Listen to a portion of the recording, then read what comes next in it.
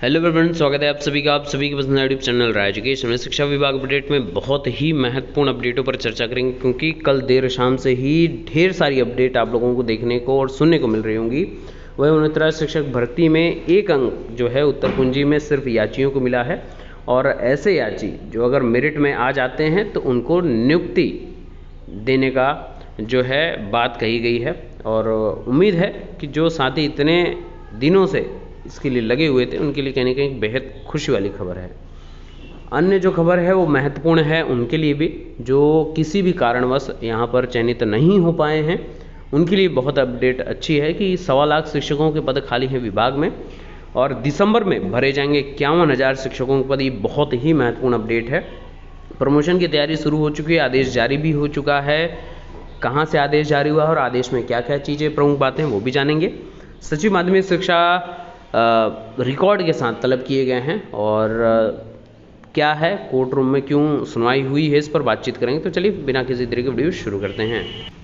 तो बात शुरू करते हैं। सहायक अध्यापक भर्ती 2018 में एक प्रश्न का विकल्प गलत है। हाईकोर्ट का आदेश है कि 1 अंक पाने से असफल हुए अभ्यर्थियों को मिलेगा फायदा, पूर्व में नियुक्ति पा चुके अभ्यर्थी पर नहीं पड़ेगा असर। इलाहाबाद हाईकोर्ट ने सहायक अध्यापक भर्ती परीक्षा 2018 में पूछे गए एक प्रश्न के उत्तर को गलत मानते हुए उसका 1 अंक उन अभ्यर्थियों को देने का निर्देश दिया है जिन्होंने हाई मेरिट में अपील अथवा याचिका दाखिल की है और जिनके परीक्षा में सफल होने से 1 ही अंक कम पड़ रहे हैं। याचिका में 6 सवालों के उत्तर को लेकर चुनौती दी गई थी, और याचियों का कहना है कि भर्ती प्राधिकारी ने जिन उत्तरों को सही माना है वे सही नहीं है। कोर्ट ने इनमें सिर्फ एक प्रश्न संख्या 60 को लेकर की गई आपत्ति को सही माना है।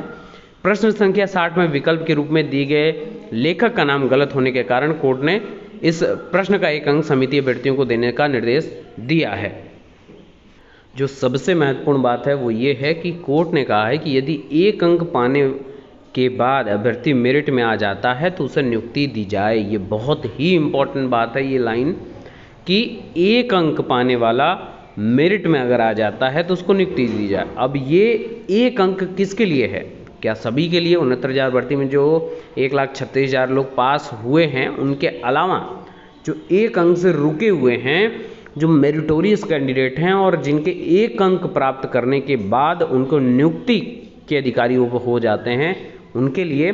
लेकिन दूसरी शर्त वो है कि वो याची होने चाहिए। यहाँ पर एक बात कही जा रही है, और यहीं पे अगर आप नीचे पढ़ेंगे तो नीचे स्पष्ट है कि कोर्ट ने कहा है कि जो लोग पहले से चयनित हो चुके हैं और नियुक्ति पा चुके हैं उन पर किसी प्रकार का प्रभाव नहीं पड़ना चाहिए। चयन व नियुक्ति प्रक्रिया पूरी हो चुकी है, इसलिए लाभ सिर्फ याचियों को मिलेगा, और जिनके 1 अंक ही कम पड़ रहे हैं उन्हीं याचियों को। तो ये बहुत ही महत्वपूर्ण बात है। अगली अपडेट की बात करें तो परीक्षा नियोग प्राधिकारी ने अध्यापक पात्रता परीक्षा का प्रस्ताव भेजा है। दिसंबर में भरे जाएंगे 51,000 शिक्षकों के पद।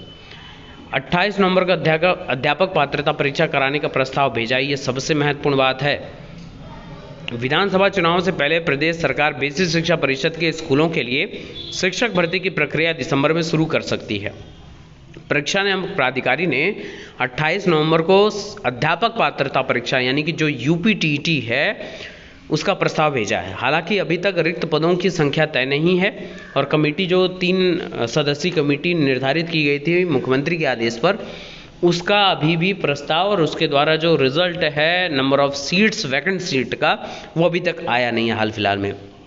राज्य सरकार ने 51,000 रिक्त पदों पर भर्ती की घोषणा की है, जबकि समग्र शिक्षा अभियान की वार्षिक कार्य योजना के मुताबिक 73,000 रिक्त पद हैं, जिसके बारे में मैंने कल आप लोगों को सूचना दी थी।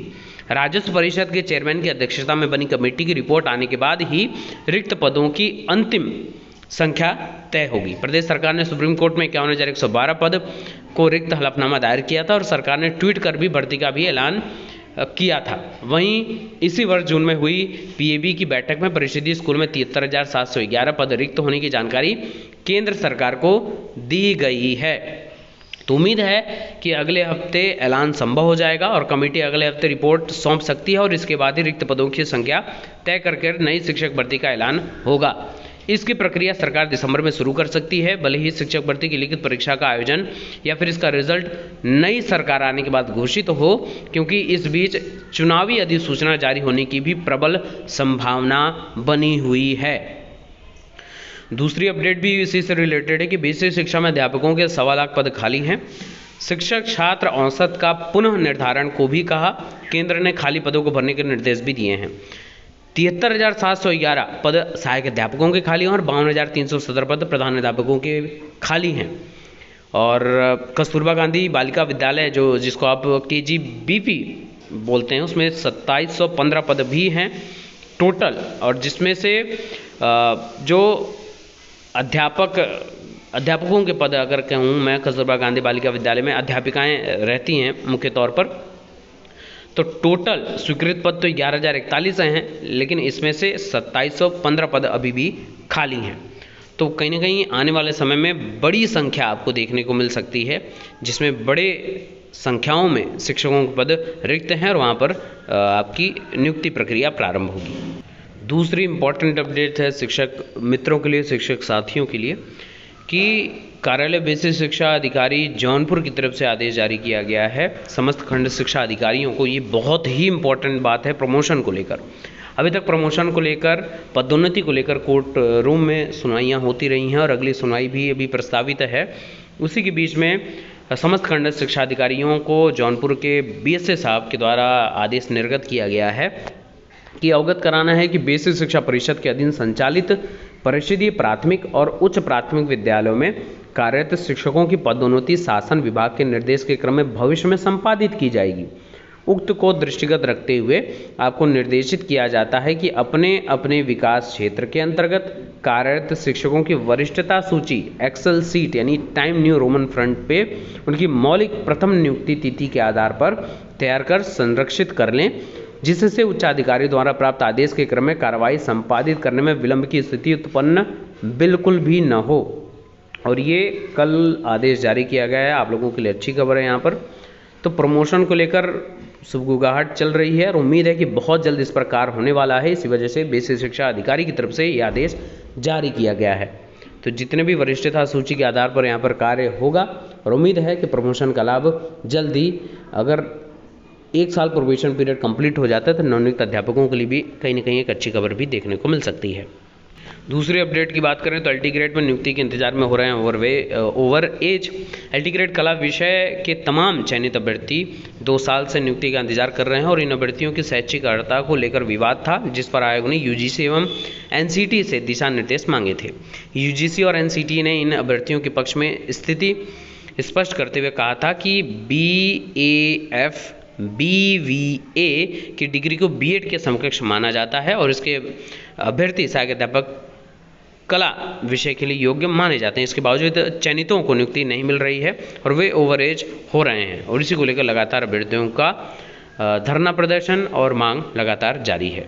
और इन्हीं चीज़ों के बीच में प्राथमिक शिक्षक भर्ती का विज्ञापन जारी करने की लगातार मांग है और इसी को लेकर मैंने कई बार आप लोगों को अपडेट दी है कि अपनी एकजुटता को प्रमाणित करते रहिए विभाग के समक्ष, सरकार के समक्ष, तभी आप लोगों की बात सुनी जाएगी और वैसा ही हुआ है। आप लगातार मांग उठा रहे हैं। आप सभी को ढेरों शुभकामनाएं इस चीज़ की। परिषदीय विद्यालय में शिक्षक भर्ती जारी करने की मांग को लेकर अभ्यर्थियों ने बेसिक शिक्षा मंत्री को पत्र लिखा है। अभ्यर्थियों का कहना है कि DLED का प्रशिक्षण प्राप्त कर चुके लोगों को लंबे समय से इस भर्ती का इंतजार है।